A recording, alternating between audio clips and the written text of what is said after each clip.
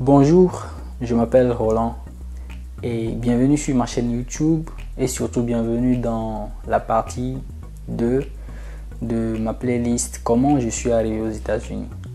Si vous n'avez pas encore regardé les autres parties, je vous invite à aller les regarder. Vous pouvez trouver les liens au-dessus. Lorsque je fais les vidéos, vous pouvez les voir passer, vous pouvez jeter un coup d'œil et les voir. Et le titre de cette partie 2, c'est « Ne prenez pas les raccourcis, ne vous mettez pas de pression ».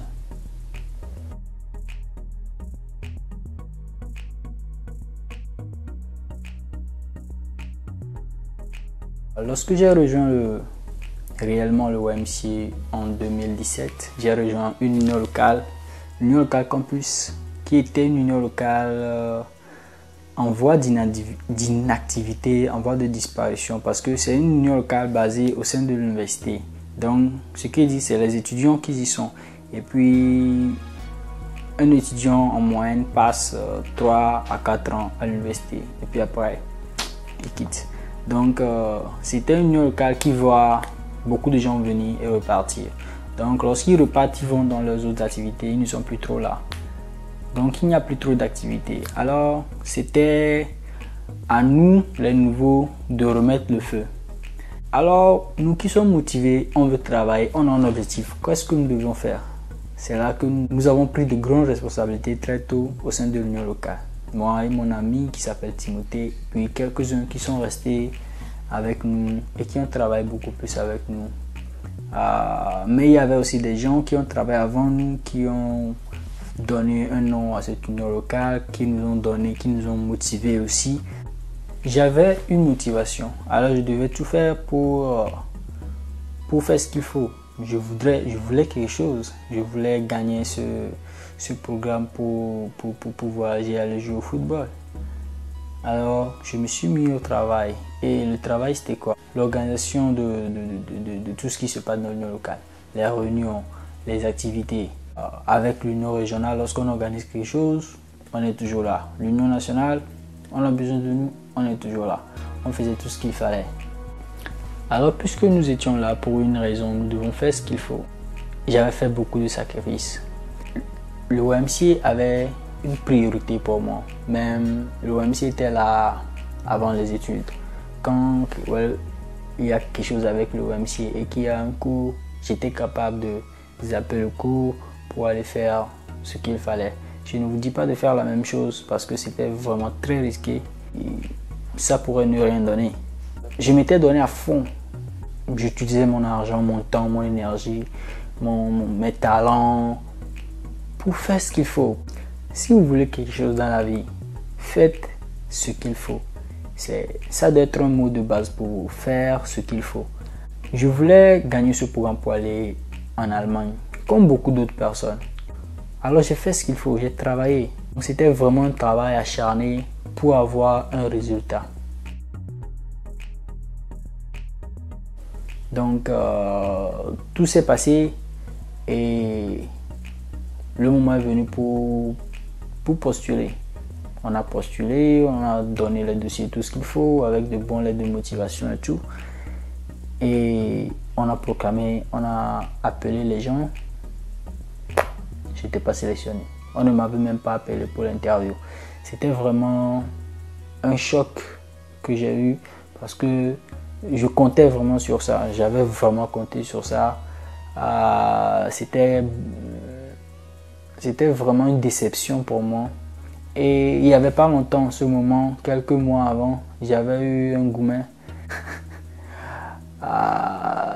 Je ris actuellement, mais c'était vraiment pas drôle. Un goumen fracasse, très horrible. Donc c'était vraiment un moment vraiment qui m'avait abattu. Et j'avais tout simplement pris une décision. Je ne vais plus forcer les choses, je ne vais plus me donner à fond sur quelque chose. Si quelque chose va venir, il n'a qu'à venir. Je ne vais pas trop mettre mon attention, mon énergie sur ça, parce que ça fatigue. Ça fatigue. Et en même temps, je m'étais dit pourquoi pas à tout ce qu'il y avait autour de moi. J'avais commencé par vivre le présent. Quand il y a quelque chose qui se présente autour de moi, pourquoi pas? S'il y a quelqu'un qui veut entrer dans ma vie pourquoi pas? On m'appelle pour faire quelque chose, pourquoi pas? Si j'ai le temps, si j'ai ce qu'il faut, je le fais. Et avec ça, j'ai fini par voir le bon côté des choses, le côté fructueux, le côté juteux de certaines choses que je faisais avec le YMCA. Ce que j'apprenais, j'avais remarqué que je gagnais beaucoup en confiance, je me sentais plus important. C'est vraiment un grand pas, une grande chose. Je vous invite à expérimenter cela, la vie associative. C'est super intéressant et vous aurez beaucoup à gagner. Et j'ai recommencé comme ça, de gauche à droite, j'ai recommencé les études. Je me suis fait de nouveaux amis, j'ai recommencé d'autres activités. Je faisais un peu de tout, puis j'allais la tête légère quoi. Le YMCA avait encore fait un appel à candidature. C'était pour faire des formations, donc genre tu seras formateur à un camp de jeunes. Je ne savais pas trop ce que c'est, je n'avais pas trop idée et puis ça ne m'avait pas trop tenté. C'était le dernier jour, la date limite de dépôt des dossiers pour postuler à ce camp-là. Et là, j'étais allé au siège régional, c'était pour faire une autre chose. Et j'ai demandé par rapport à ce camp-là, bon, c'est quoi exactement? Il m'a donné des explications, mais je n'étais pas très convaincu. Il dit, tu peux postuler, c'est intéressant. Et j'ai dit, ok, ça clôture au camp. Il a dit, aujourd'hui même à midi. J'ai dit, what? Et j'ai essayé de voir chez moi si j'avais tout ce qu'il faut, mais il manquait quelques trucs. Donc, je devais retourner à la maison pour le faire. Et c'était Idaoni, la secrétaire régionale en ce moment. Je ne sais pas si elle regarde cette vidéo actuellement, mais je la salue. Je la remercie beaucoup pour cette chance qu'elle m'a donnée.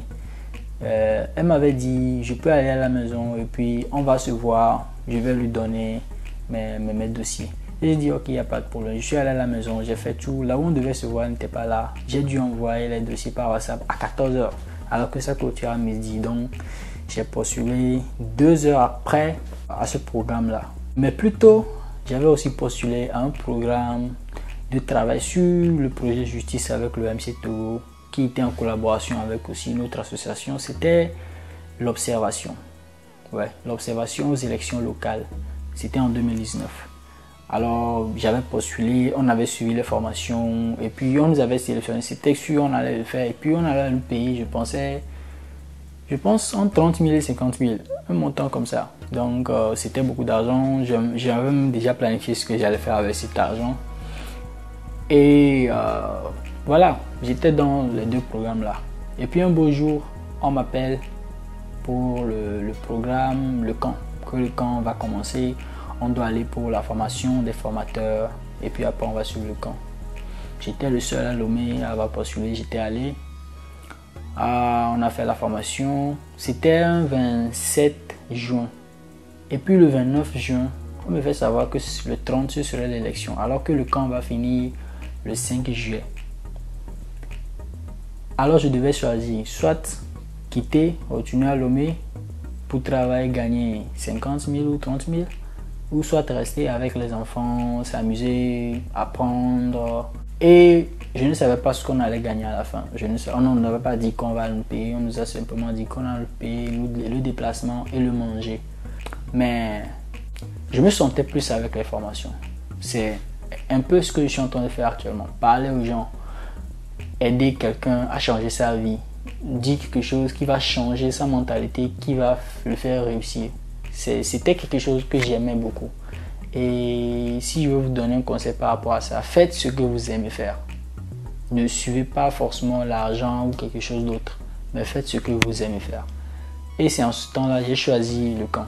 J'ai dit que je ne pourrais pas être là, que je suis à un camp, que c'est d'ailleurs le YMCA qui a organisé l'organisateur, celui qui supervisait cette activité, était vraiment fâché avec moi parce que j'étais formé. J'avais même ma carte et mon chasuble d'observateur et je ne suis pas là.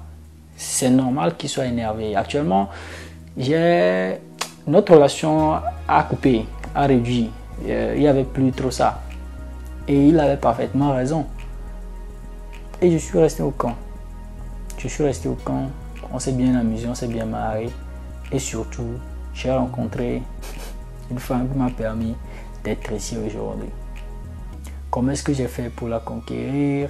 On verra ça dans la partie 3 de comment je suis arrivé aux États-Unis.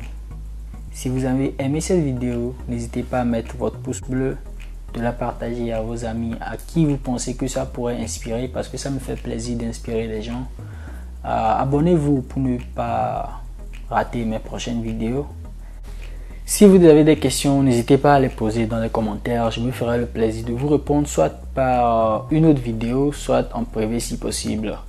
Vous pouvez me retrouver sur Facebook avec Roland Réussite. Vous pouvez me retrouver sur Telegram, mon groupe Roland Le Broc. WhatsApp, j'ai aussi un groupe Roland Le Broc où je partage parfois des choses qui peuvent vous inspirer. Et surtout, abonnez-vous à ma chaîne YouTube Roland Le Broc. Merci beaucoup à tous ceux qui commentent mes vidéos, à tous ceux qui mettent des pouces bleus. Merci beaucoup à ceux qui m'encouragent. Merci beaucoup et je vous dis à plus pour une prochaine vidéo. J'espère vous voir sain et sauf. Roland Le Broc.